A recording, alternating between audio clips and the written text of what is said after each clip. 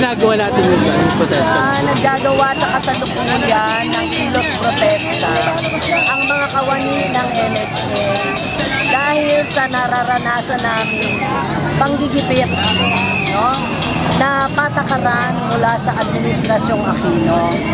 Sa totoo lang, ang mga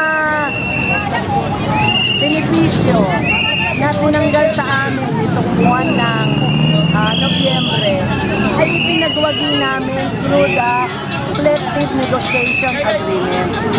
Binigyan ng karapatan ng dating Pangulo, Cory Aquino, ang mga kawani ng pamahalaan para magkaroon ng organisadong grupo, legal na grupo, at para makapagprodukta ng mga collective negotiation agreement with our management.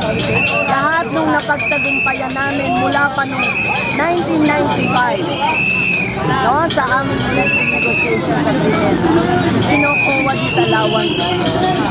Diba?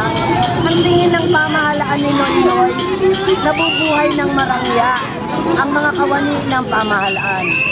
Marangya ba ang mabuhay? Mabubuhay ka ba ng marangya sa 5,000 net take home pay mo?